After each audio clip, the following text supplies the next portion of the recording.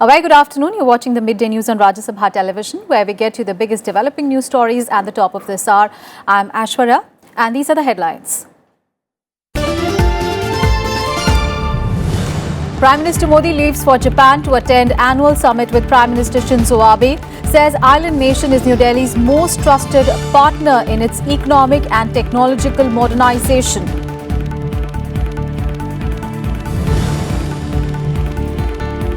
BJP Youth Wing's two-day national conference begins in poll-bound Telangana. Rajnath Singh inaugurates event. Congress President Rahul Gandhi to hold public meetings in the state today. 192 candidates are left in the fray for the first phase of Chhattisgarh polls. Tariq Anwar joins the Congress.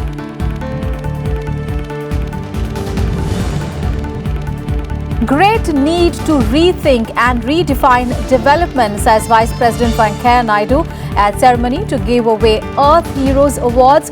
Says there is a need for a paradigm that combines development and sustainability.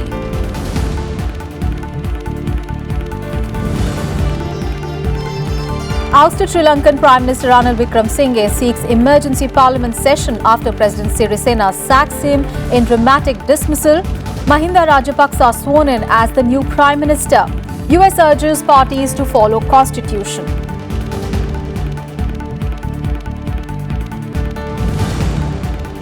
And Saurav Kothari clinches 2018 World Billiards Championship in the UK. India to play Japan in the semi-finals of the Asian Championship Hockey Tournament. Third one-day international against West Indies in Pune in a short while.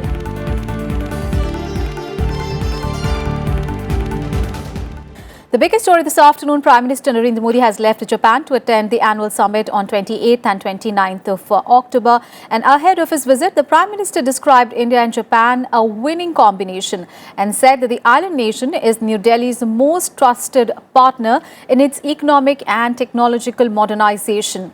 He added that India's partnership with Japan is of a great substance and purpose. In a statement, he said that the ties between the two countries rest on the strong pillars of India's Act East policy and shared vision and commitment to a free, open and inclusive Indo-Pacific. The Prime Minister added that it will be his 12th meeting with the Prime Minister Shinzo Abe since he first toured Japan as Prime Minister in September 2014. He said as democracies, the two countries have shared values and they seek peace and prosperity for all. He added that projects such as the Mumbai-Ahmedabad high-speed rail and dedicated freight corridors reflect the high level and the strength of our economic engagement. The Prime Minister also said that India values Japan's global leadership in innovation, technologies and best practices, and during his visit he will have a chance to see some of Japan's high-tech capabilities in robotics.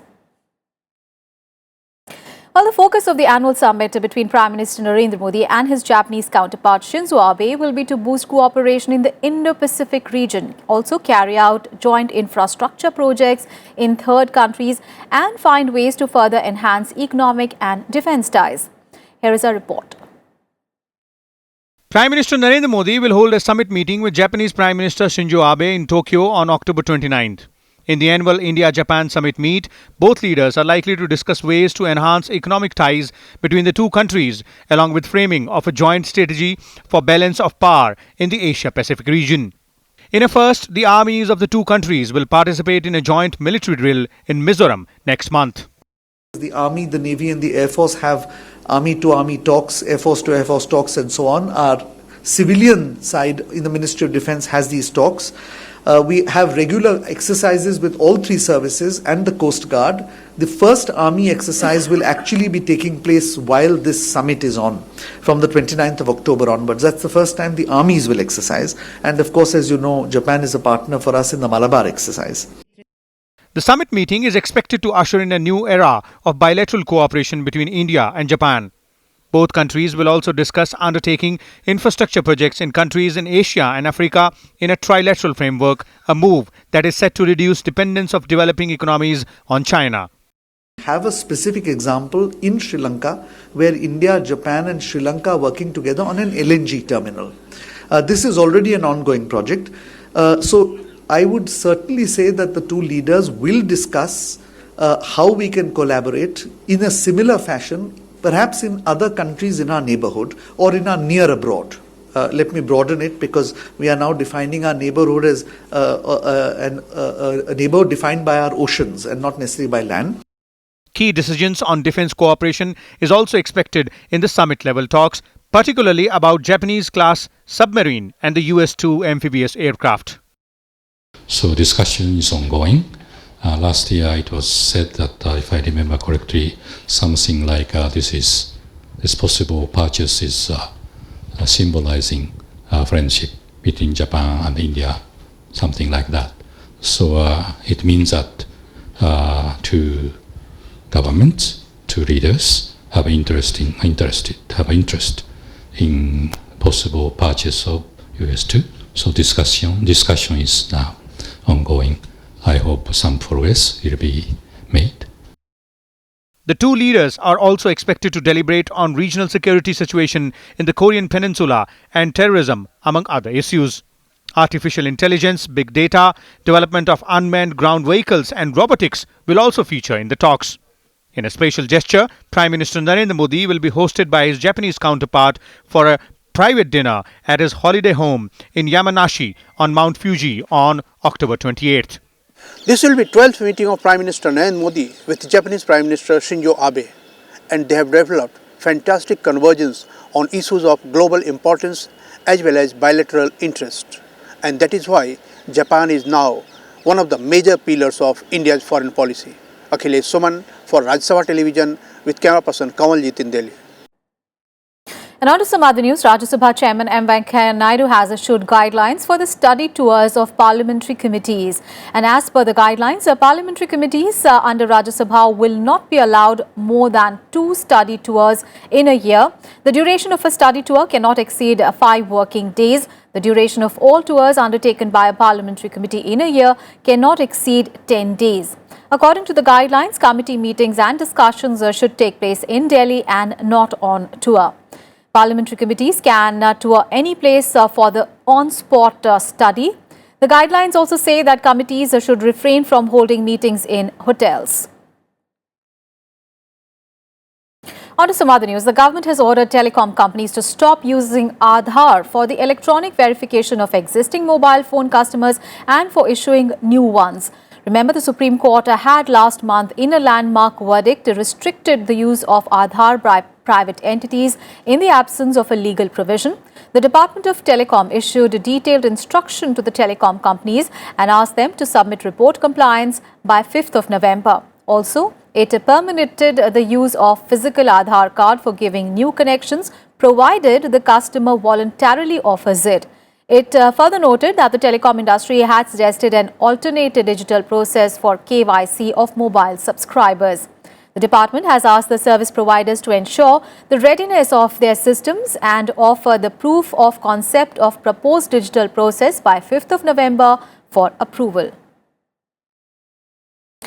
And the Supreme Court has rejected a review plea filed by historian Romila Thapar in the Bhima Koregaon case. Now, Thapar has filed a plea against the verdict that refused an SIT probe into the arrest of 5 activists in connection with the violence. This allowed the Maharashtra police to continue with their investigations. Meanwhile, activists Vermont Gonsalves and Arun Ferreira, both accused in the Bhima Koregaon case, have been sent to police custody till 6th of November by a Pune Sessions Court. The activists were taken into custody on Friday, hours after their bail pleas were rejected by a local court. The Maharashtra government on Friday constituted a 3-member committee to examine if any of the cases registered during the protests after the violence and the Maratha quota agitation are fit for withdrawal.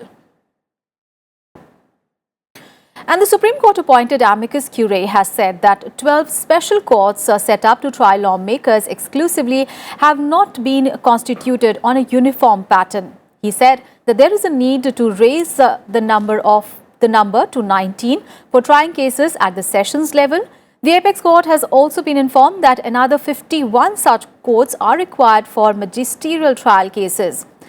Senior advocate Vijay Hansaria, appointed as the amicus curie for assisting the top court and preparing a report on the measures needed to effectively deal with the criminal cases against MPs and MLAs, made these recommendations.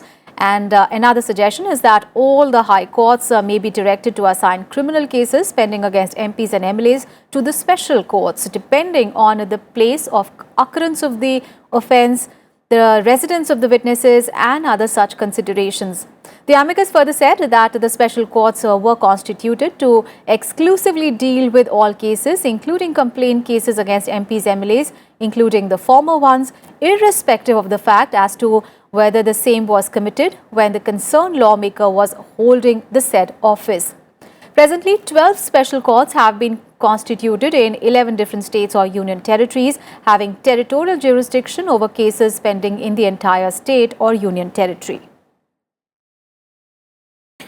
Let's get to some election-related news. The youth wing of the BJP, the Bharatiya Janata Yuva Morcha, is holding its two-day national conference in Hyderabad from today.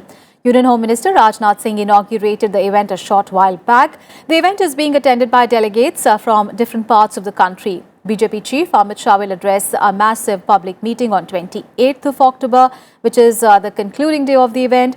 And several national leaders, including union ministers and chief ministers of the BJP-ruled states, are expected to attend the event. And about 70,000 delegates from all over the country are also likely to arrive. About 2 lakh people are expected to participate in the public meeting. And in more election news, a total of 192 candidates are in the fray for the first phase of Chhattisgarh Assembly elections in 18 constituencies after the completion of nomination papers withdrawal. The voting will take place on 12th of November. And out of these 18 constituencies, 12 are in the Maoist-affected Bastar division and 6 are in Rajnandgaon district. 38 candidates out of 231 aspirants have withdrawn their nominations.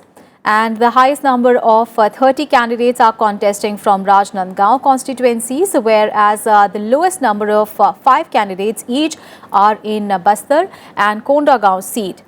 Meanwhile, the notification for the second phase of elections in the state were issued on Friday, marking the beginning of filing of nominations in these 72 constituencies. And for this phase, the nomination papers can be filed till 2nd of November. Scrutiny will take place on 3rd of November. And the last day for the withdrawal of nominations is 5th of November. And the voting for this phase will take place on 20th of November. And Congress President Rahul Gandhi will also be in Telangana today. He will visit Warangal, Kodangal and Khammam and participate in the public meetings here.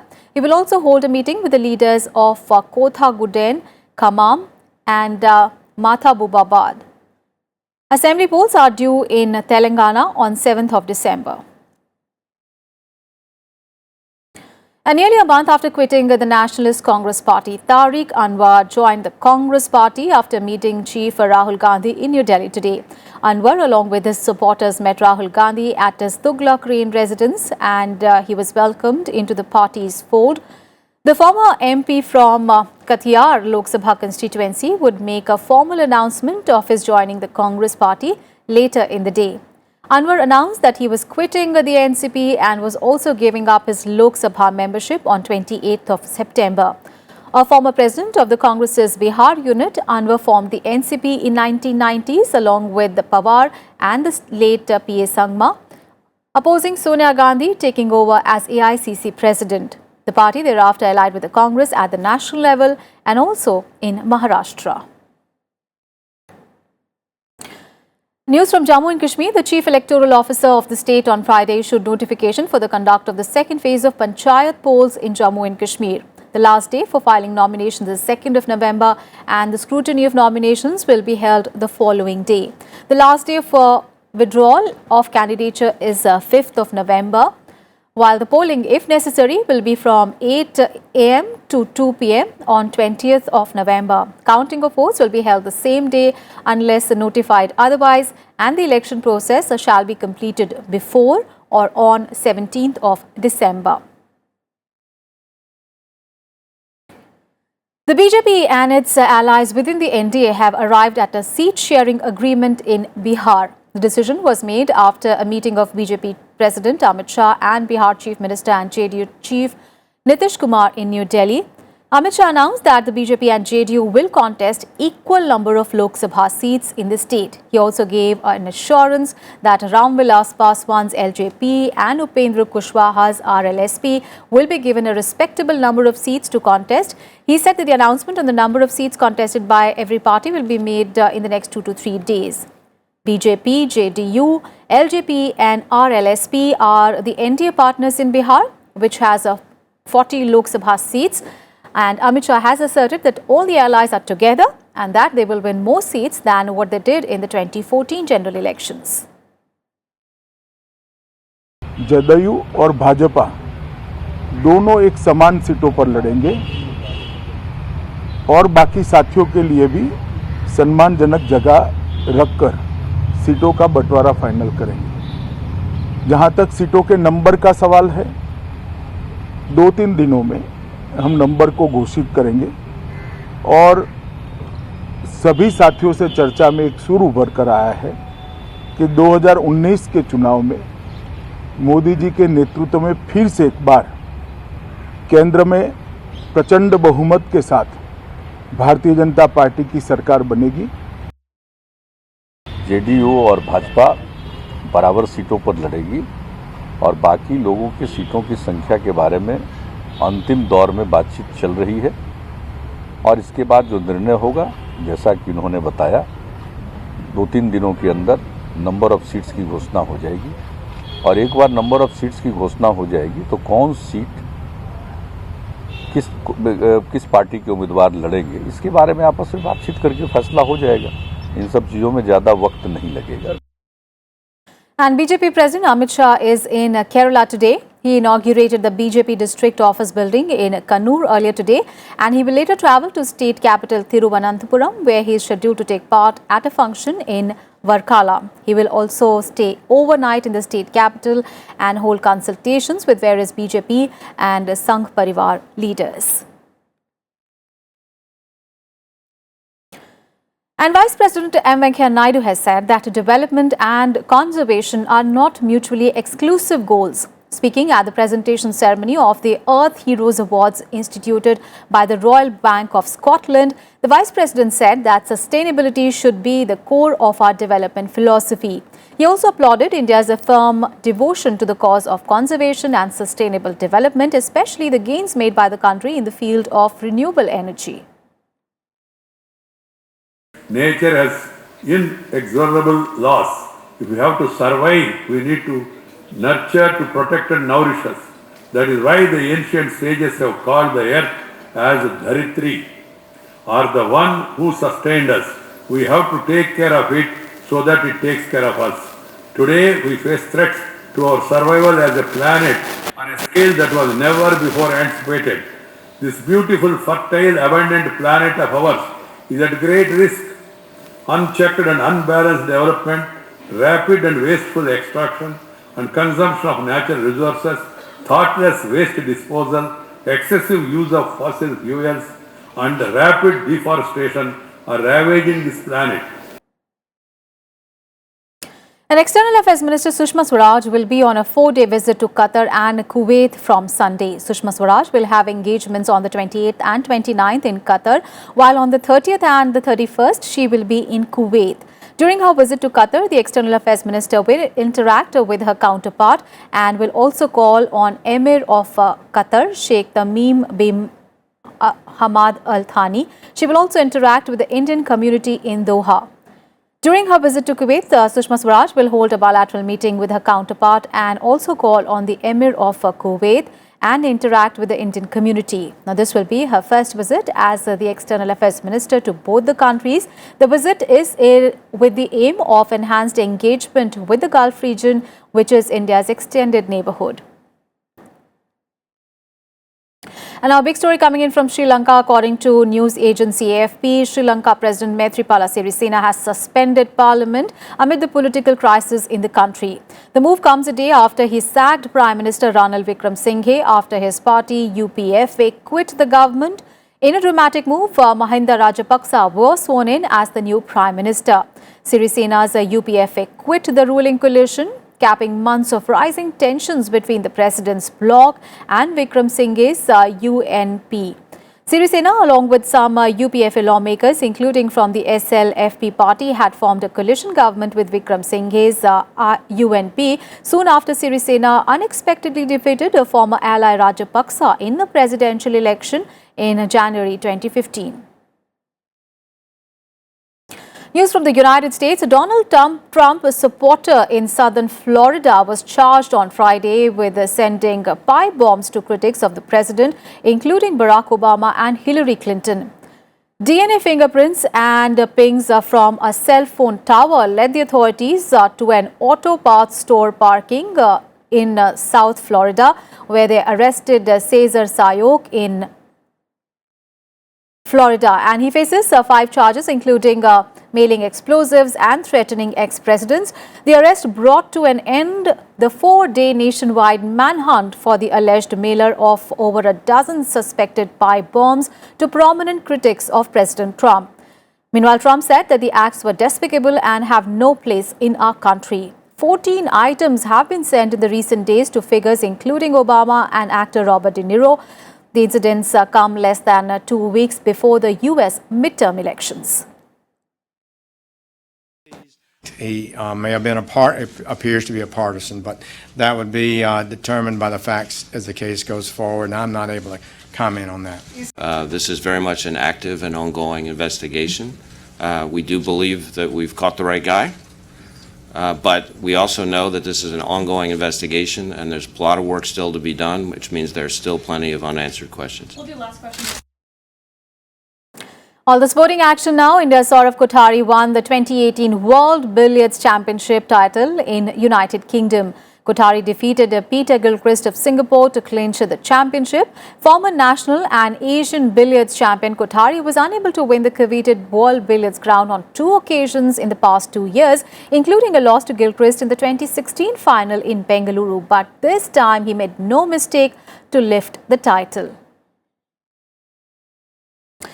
Cricket news now. In India has won the toss and elected to field first in the 3rd one-day international match against West Indies. With the 2 ODIs being played, India are leading the 5-match series 1-0. And last match between India and West Indies ended in a draw. With the return of Bhuvneshwar Kumar and Jasprit Bumrah, India will be hoping to put up an improved bowling show. The absence of Bhuvneshwar and Bumrah saw Indian bowling unit being clobbered for 320-plus runs in both the games. Now, the 2 bowlers are expected to make a significant difference, especially in the first power play and also the death overs. And in more cricket news, the BCCI selection panel named the T20 squad for the series against West Indies and Australia. And MS Dhoni was dropped from the squad, while Rishabh Pant and Dinesh Karthik were selected as wicket-keeping options by the selection panel. In a major decision, skipper Virat Kohli was arrested from the T20 series against West Indies, and Rohit Sharma was named the stand-in captain. Shahbaz Nadeem and Krunal Pandya were also selected for the T20 squad, while Washington Sundar returns to the squad after an ankle injury. And Shreyas Iyer has been recalled to the team following a successful Vijay Hazare tournament where he scored 373 runs in 6 innings at an average of 93.25. An Indian duo of Satvik Sairaj Rankireddy and Chirag Shetty entered the semi-finals, while PV Sindhu, Saina Nehwal and Kidambi Srikanth crashed out of the tournament after losing their respective quarter-final matches at the French Open Badminton Tournament in Paris. The Indian duo of Rankireddy and Shetty beat compatriots Manu Atri and B. Sumit Reddy 17-21, 11-21 in the men's doubles to book their spot in the semi-final. The duo will face their Indonesian rivals today. And in the women's singles, second-seeded PV Sindhu lost her quarter-final bout to He Bingxiao of China to get eliminated from the tournament. In another women's singles, Saina Nehwal lost her quarter-final match to Tai Tzu Ying of Taiwan. And in the men's singles, Kidambi Srikanth also lost to world number 1 Kento Momota of Japan in the match that lasted 52 minutes. An Indian men's hockey team will take on Asian Games gold medalist Japan in the second semi-final of the Asian Champions Trophy today. Earlier, India defeated Japan 9-0 in the round-robin stage and are looking favourites against Japan. India is the only side in the tournament that has remained unbeaten in the round-robin stage, having won all their matches except for a goalless draw against Malaysia. India qualified as the top team with 13 points from 5 games. Meanwhile, in another semi-final, Pakistan will face Malaysia. Pakistan finished second on the points table with 10 points, while Malaysia finished third. And in tennis, Indian player Pranesh Gunneswaran crashed out of the ATP Challenger tennis tournament in China. Prajnesh lost to Radu Albot of Moldova 3-6, 3-6 in the semi-final. Earlier, he had defeated third-seeded Thomas Fabiano of Italy in the quarter-final to book his place in the semi-final. And that's the wrap on this edition of Midday News. Up ahead is Khabar Dopaher. Thanks for watching.